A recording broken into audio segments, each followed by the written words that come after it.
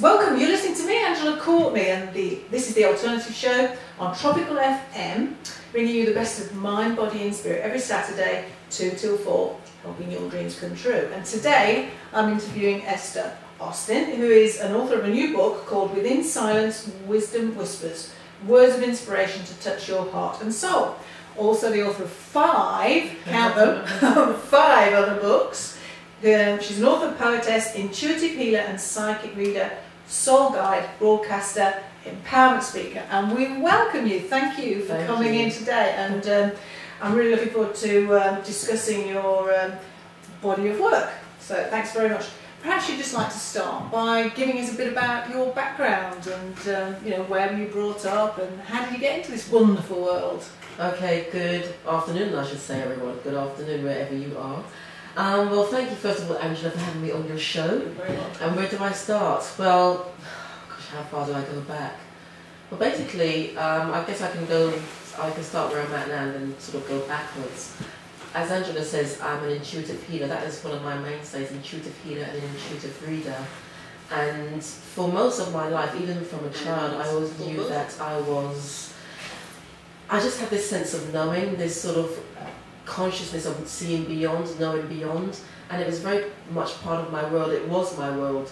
And it's funny because a couple of months ago I was talking to someone and I said, when I was younger I used to be with the fairies, and I actually realised then I used to literally be with the fairies. Right. You know, it was just at the time it was just sort of a standard quote, you know, you're away with the fairies when you're up in your head and up in the clouds. But I literally realised I was away with the fairies in my own sort of space, in my own sort of consciousness, if that makes sense. Actually physically seeing fairies, or I guess so. Being in that world. Being in that world, just being in a world where I wasn't always magic totally present, of being down here. And I guess what really, I guess if we fast forward from being a child, what really sort of honed who I am now is that my younger sister, I lost my younger sister 5 years ago to breast cancer. And that was an incredibly challenging journey. Took me to levels beyond. You know, sometimes you think you can cope and manage, and then something else kicks in, and then you've got to find a place to go, as well as being able to support the person through that process of the illness, as well as manage all the different dynamics around you. And for me, I remember 2 days before she died, I was told when she was going to pass, you know, the time she was going to pass, the day she was going to pass. And so, because I had that knowledge, I was able to... You mean by higher? By a higher self. Right, yes. And I also remember calling 2 friends to say, this is what I got, this is what I've been given. And I said, you know, just so that I have some sort of reference point, that I'm not going crazy, that I really did receive this message, I said, just write this down. And I was incredulous that up until that point, my mother we'd been taking it in turns to look after to stay with my sister, because she was in a coma by then. And I also remember that a couple of days prior to that, I said to Mum, it's okay Mum, I will stay with my sister this time round. And there was also a reason why I had to be there, because I experienced something, what they call the death rattle. I don't know if you know what that means. That was pretty scary. Yeah, a horrible. It was a horrible experience. Yeah. You know, it's, for the first time in my life, I was actually really afraid, because I'm experiencing that and seeing what I saw and just experiencing the noise and stuff. It was just like, if my mother had been here, I'm sure she would have, you know, she would have lost her head. And it was 3 months after my sister passed, because she passed on the 26th of November 2006. And it was about 3 months later, and I was walking down the road, and it's almost like I had this awakening, literally. My eyes, I can see things really, really clearly. I just had this clink in my head, like something had turned. And then I was able to see things in detail. And then the following week, it was vibrations down my left side. I kept on thinking I had my mobile phone. It was driving me nuts. You know, I kept on getting this vibration. I was thinking, I don't have my mobile phone here. What is it? And then the week after that, it was noise. You know, every single noise, however faint it was, I can hear it. It was almost like it was exasperated. And so your senses were sort of heightening? That's right. They were really coming alive at a really heightened level. And also, I'd be speaking to people, and I was consciously aware of speaking to them, but also I was sort of orbiting, travelling and they call it astral travelling. Right. And then what I did, I called a psychic line to find out what was going on with me, because Imagine. I can't go to anybody else with this stuff. Yeah. And especially coming from a Christian background, no, I couldn't go to anybody with this stuff. Couldn't tell your family that this was... No. Right. I don't get a sense they would have understood. No. And I called a psychic line, and I was told that I was opening up at an incredibly fast rate, Right. because it's almost like every day for the next few months, something was happening. And just to go back a bit as well, I mean, even as a child or teenager, I was always able to sense people's pain. Always had this empathy, knowing where people were at within themselves. Yes. And so this process, therefore, heightened that process. Yeah.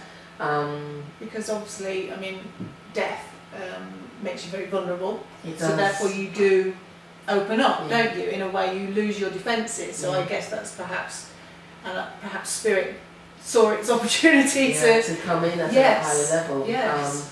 But also, I've always known that I wanted to work with supporting and empowering and healing people. Was it to show in what capacity? And so what were you doing before this time then, before your sister passed? Were you just doing a normal job? And yeah, I was doing a normal 9 to 5, but always knowing that I also knew I wouldn't be in a normal 9 to 5. I just knew it was a matter of time. I worked at the Department of Health, and it's interesting. That it was the Department of Health. It was from a sort of different perspective. Yes, exactly. But sort of an irony there. That's right. Yeah. But even from most of my jobs, I always knew that there was more that I could do. There's more that I wanted to do. I always had this knowing that I wasn't going to be tied behind a desk 9 to 5. Because I'm a very restless person. And being Sagittarius, I'm very creative. I'm very spontaneous. Wow. And to keep me seated anyway for longer than a couple of hours is like, what, can't do this, can't do this, can't do this. And what was interesting in all of my jobs, because I get bored quickly, I got bored incredibly quickly, I would always do some sort of mini business in between. Like I did Avon, and then I thought, okay, I'm doing Avon, let me do facials. And I studied a lot of my jobs, but also I started to write as well. Right, so this is how the writing came. I started to write. I used to write comedy about my life experiences on my way to work. I used to write it around my children, and also I used to write it from an inspirational perspective. I used to send that around via email probably once a week, and then people used to say, "Oh, we love your stuff. We want more." So you were confident enough to send it out to other people pretty early on. I know. I was. Most of us sort of go, "Oh no, I couldn't possibly." I exposed my soul, and people say, "You're very open." I said, "Well, yes, that's the only way I know how to be." And then from that process, a lot of people used to say, "Well, do you have books?" And I thought, that's something I can do. So I started to collate a lot of the work I did and put it in books, self-published, and also something that greatly influenced the work I do. It was my marriage. I was married for 14 years. Wow. That's a good long time. You don't look old enough, can I just say? I don't know how old you are, but you look like a child. Oh, thank you. My eldest son is 21. He was 21 on Saturday. No way! I got 18. No, I got you down as a teenager. Wow. Life is being good to you. It is for me. It's like, once I very much feel, I mean, even when I was younger, I always used to get mistaken for being, a lot younger than I was. Yes. But I also believe that now it's paying off. Now it's paying off, because also for me, it's like I've had to work on myself. I've done a lot of personal development work on myself. I've had to clear a lot of my own stuff. And also, I do believe that the way we see life, I mean, I exercise regularly, I eat rather well. And also I try to be as mindful as possible of my thoughts. And I guess I dip into that child in me often as well. You can ask my partner there, if I'm walking down the road, I'll do hopscotch because I want to do it, because I'm free to do it now. If I want to climb a tree and you are my kind of person. Well, you have to be. Oh, I mean, that's brilliant. That is so brilliant, yeah, to be in touch with that and to do it. Yeah, we all have fantasies. Like in my mind, life should be like when they go into mob dancing in the middle of the station or something. I would like life to just be that, all of a sudden you're there and then everyone starts to dance and sing. Have you seen they did a Michael Jackson one, I think, in China or Hong Kong? No. And everybody sings together. Yeah, no, that's what I want life to be like. It would just be, make going to work a whole lot easier, wouldn't it? Well, let's have another little bit of music and then we'll come back and we'll talk some more. It's Okay, fascinating subject of your life and times. Okay, talking to Esther Austin, who has published a book. I'll just show you a sort of slightly enlarged version of the front cover there. You can see that there. So it's called Within Silence, Wisdom Whispers, Words of Inspiration to Touch Your Heart and Soul. So just tell us a little bit about the book and then maybe share one of your poems with us. Okay, Right? Brilliant. Well, Within Silence, Wisdom Whispers, I call it an eclectic mix of poetry and words of wisdom. And very much it's almost like the accumulation of my journey. So it's, you know, when you go through your challenges and then you become aware and then you work through stuff yourself, you take responsibility for yourself, step into your personal power, and then like the phoenix rising from the ashes, you can stand on your mountain top and say, here I am, this is who I am at this moment in time, and be really proud of it. And so that is the journey of the book, and more so it's a book that encourages, it's a book that inspires, it's a book that motivates, it's a book that says, you know, wherever you are, actually don't need to stay there. Right. It's a book that says, you know, whatever challenges you've been through, wherever you have been in your life, you know, if you're not enjoying the space that you're in, then you've got the capacity to change from being in that space to the space you want to be in. It's not always easy, and that's why they call life a journey.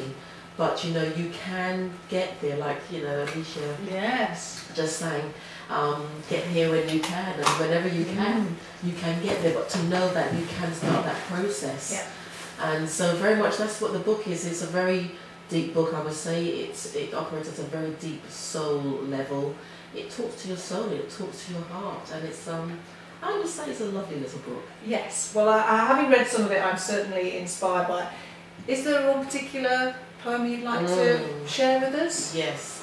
Well, my favourite, absolute favourite from the book is called Have You Ever Spoken to Your Soul? There's lots of other good things in the book, but this is one of my particular favourites. Yeah. I'm going to share that with you now. So have you ever spoken to your soul? Have you ever spoken to your soul under the covers of your fears, lighting the lamp of hope which flickered tentatively as the breath of your prayers shakily wavered its flames, and the tears of your dreams streamed down into the sheets of your existence?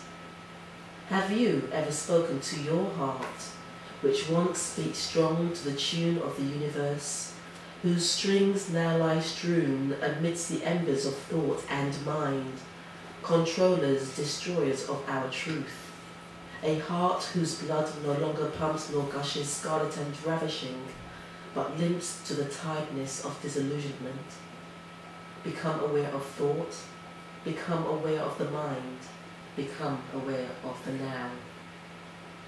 Have you ever spoken to that space within you and sat with the who of who you are, within a stillness which was so profoundly beautiful that you were able to watch life tippy-toe and then flutter on wings made of marshmallows and strawberries and cream? Have you? Have you ever spoken to your soul, stroking it with words of encouragement, compassion and love, embracing and nurturing every breath that sassily crept from within you, and allowing it all to express itself, to expose itself from within you? Have you? Have you ever walked out in nature and allowed her to greet you with a kiss of freedom, allowing the sun to gift you with the rays of laughter, hope and love, shining the warmth of liberty right there within your heart and soul? Have you ever allowed your soul to capture the song of bird and silence of the wind within your wounds, healing your psyche within every inhalation and exhaling the debris from your past into the arms of the universe? Have you? Well, that was really beautiful and so well read. Thank you. It was really, really inspiring. What is your understanding of soul? What do you think our soul is? for me, my understanding, soul, spirit, very similar things, but they are the depth and essence of who we are. The soul is what stores our essence. It's where everything resides. It's, you know, when we talk about follow your soul purpose, it's about following your purpose in life, following your joy, following your vocation. So it's everything that's the essence of who we are, encapsulated within that space. And speaking from my own spiritual experiences, you may get a reply if you speak to your soul. You do. And that's why within silence, wisdom whispers. It whispers from that place of quiet, that place of peace, because you are communing with your soul. Yes. You are having a conversation with your innermost being. And if you will acknowledge that they exist, often people are afraid, but don't be. Speak. Speak to your soul. You will get a reply of sorts. That's right. That's right. But then why are they afraid? Because it's the unknown, isn't it? Yeah. What's going to happen to us? Yeah. Is the divine? Well, you see, of course, you know, we're all filled with our own, you know, biblical stories of, you know, God. Stories is, you know, and you have to sort through that, don't you? And I think that's what people are worried about, isn't it? I've not been the perfect person. Am I going to be punished for that? The judgment. It's all about the judgment. And you know, I always say that when it comes to looking at who you are, you know, I always say, you know, take away the judgment, because like I said, I was brought up in a Christian environment. This is without judgment, it just is. But a lot of that was around hell and damnation and right and wrong. Yes. And I said, if you actually take away the sort of notion of right and wrong and just see it as it is, or as lessons, then you will know that wherever you are at is where you're at. You cannot be any other place than where you're at. And I said to someone last week, and I know this might not be the perfect example, but I said to someone, you know, even if you killed a man the day before, you're at where you're at. That's an act that's been done. You can't change that.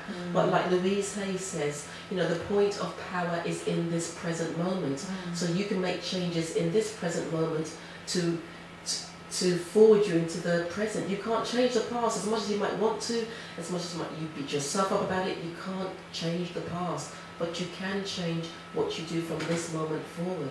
And I guess you can, you can change how you feel about the past. Yeah. That does change your future, because if you forgive it and then you can let it go, you are free. But I guess so many of us are stuck in the past because we haven't forgiven it. Yeah. And you know, forgiveness is one of those things that's another journey it takes us on. Because especially if you feel you've been wronged or there's a lot of pain, because for the work I do, so many people sit on my couch and they've been through this incredible amount of pain, whether it's abuse, sexual abuse, some sort of trauma, and it's about empowering them to say, you can put this down and it's okay to put it down. And also, I guess from the other side of the coin, you've got, and I'm going to go there slightly, where, you know, this whole thing about slavery and what we've experienced. And, you know, oftentimes when I've been in interviews, it's almost like if we put this thing down about slavery, then how are we defined? If we put down the pain and the anger and the hatred, then it no longer defines us. So it's about looking at things from all those different angles, and to know that regardless to which way you're coming at it from, when you put it down, it doesn't make you any lesser a person. What it does, it empowers you to step boldly into that new space. Absolutely, no, it's... So tell me a little bit about your work then that you actually do. You say people are coming to see you. How do you help people, essentially? I would say I empower and I support the process, or facilitate the process of healing and empowerment. Right. Is it men and women, or...? Both, yes. Both. Right, men and women. It's interesting because, you know, especially for men who are always seen to be the ones that hold in their feelings, that they don't express. They're not the only ones. I can say, you know, I was one of them. So it's definitely not just men that do that. Yeah, but I do find that what my work does, it just empowers people to open up within a safe space. Yeah. Because I call myself an intuitive healer and intuitive reader. I guess the operative word for intuitive reader would be psychic. I don't like to use the word psychic because it's got many connotations. And I always say, you know, people have this thing about, okay, you're going to say, yeah, there's Bob's coming into your life, tall, dark and handsome. Yeah, Bob's, but you know, you're going to have 2.5 children. You know, you're going to live till you're 120 years old, but you've got to cut out the sugar. And I, you know, the stuff that I'm empowered to do, I always say, once again, it goes back to the soul. You know, I'm empowered to deliver things at a soul level. So I'm able to unpeel the emotion behind the emotion, to see into your past, and sometimes if I'm empowered to see into the future, to see what's going on in your life, to see who's around you, what's causing it, but also on an emotional level, where you're at with your emotions, and also deal very much with thought processes, so like the law of attraction, you know, the 7 universal laws and all those sort of dynamics and how they play out in your life. With the healing, oftentimes I'm empowered or gifted to see what's going on inside the body. Sometimes I can feel it, sometimes I can see it, sometimes I just get told it. So that's the clairsentient, the feeling, the clairaudient, the hearing, the clairvoyant, the seeing. Sometimes I see things in thermal imagery, sometimes I see it as it is, or sometimes I feel it, if that makes sense. And is it something you have to allow and tune into yourself, or does it sort of... It just comes. Yeah, it just happens. Really? It just happens. So you could just be sitting and having a normal a conversation like this, and it might come to you at some point, or you know... It could do, yes. But I always say to people, you know, because I went someplace last week and this lady said, well, what do you do? And I told her what I do. She goes, well, tell me. She goes, tell me. I said, well, because I know you're testing me, then it doesn't work that way. No. You know, when I know, because, you know, energetically you can always feel when you'll be tested. And I said, well, then it's about allowing the process of the energy to flow fluidly. But because I know you're testing me, I said, I'm not going to say anything. In a different context, then maybe. But yeah, usually I'm gifted. I also am gifted on a channel in picking up stuff. And it's funny because I also do Indian head massage.